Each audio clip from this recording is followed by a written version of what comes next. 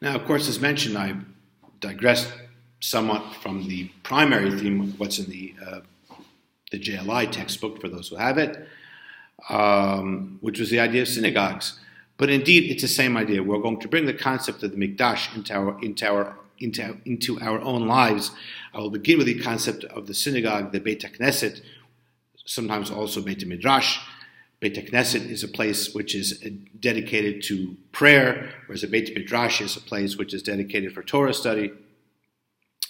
And both of those are fundamental aspects of bringing godliness into the world. Both of those are fundamental characteristics of the Beit HaMikdash, because the Beit HaMikdash was the place where the Avodah, the divine service, took place, which on one hand was the offering.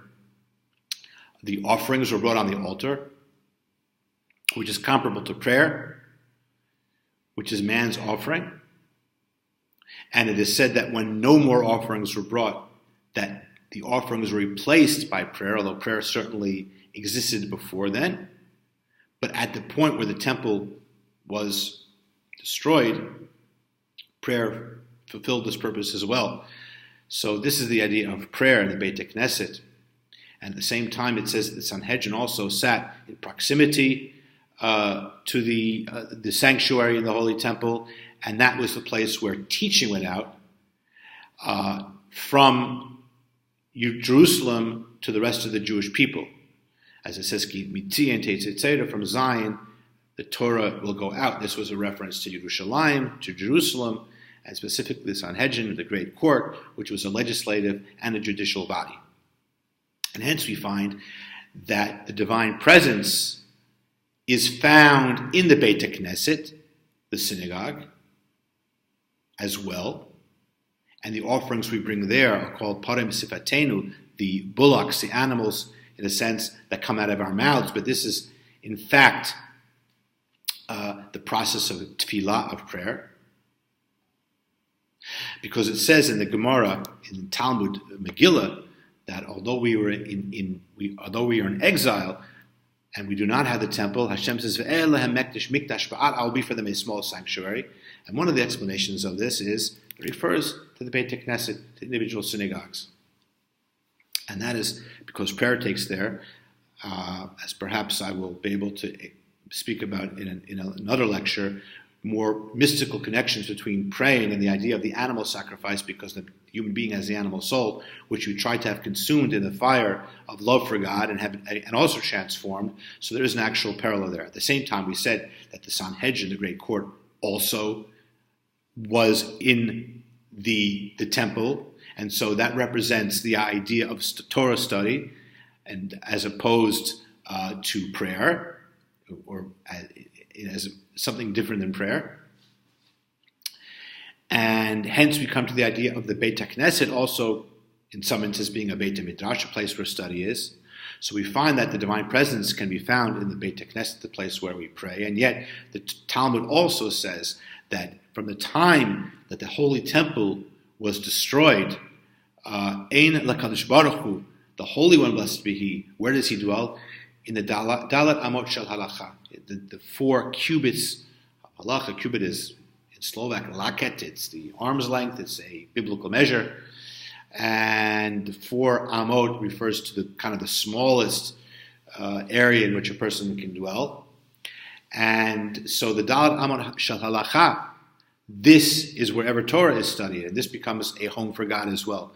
So this was actually the brilliance, so to speak, of the Jewish people historically, although this brilliance really stems from divine wisdom of the Torah, that our spiritual tradition was able to be contained, first of all, without an edifice, without a building, and in terms of diaspora, we did not have a country either.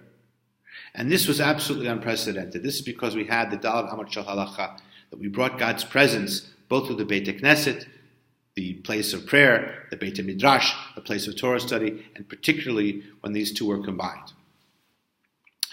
And this is not merely a substitute for the Beit HaMikdash, but actually, in a sense, a part of the Beit HaMikdash, as also explained in the Talmud, the tractate of Megillah, because there's a wonderful saying there. It says that in the future, all of the synagogues, the Batei Knesset in the diaspora, will be reestablished, will be transplanted when Mashiach comes in the future redemption in the land of Israel.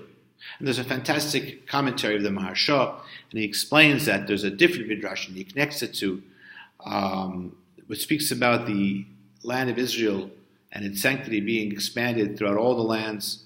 And it goes on to say that what is now Jerusalem will take up all of Israel, and what is now the area of the Beit HaMikdash, the area of the temple, will be the whole area of all of what is Jerusalem.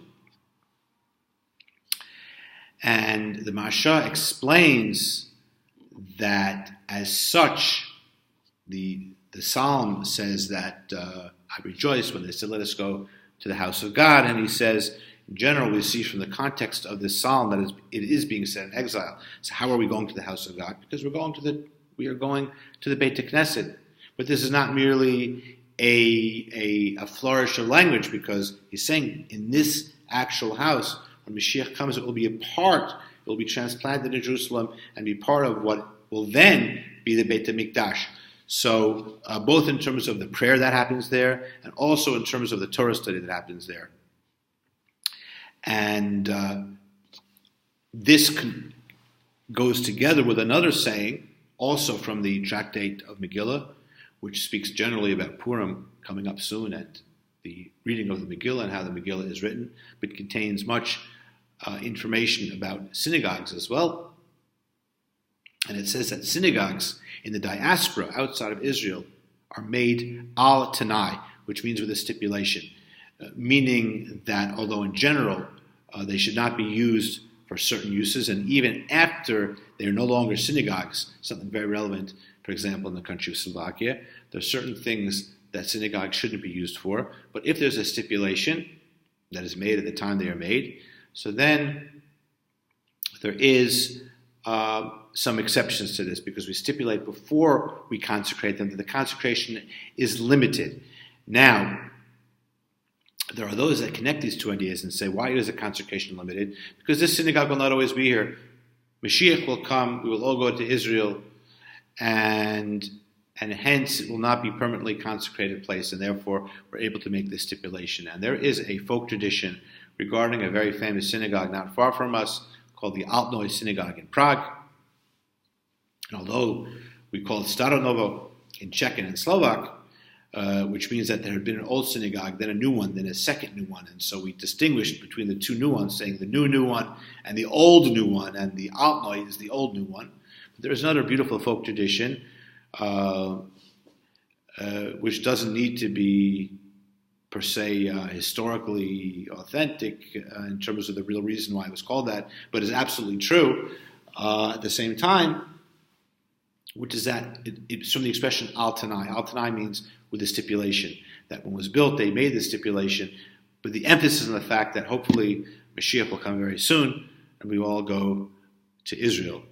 So from this we see that going into the Beit Knesset is and should feel like being in the Beit HaMikdash.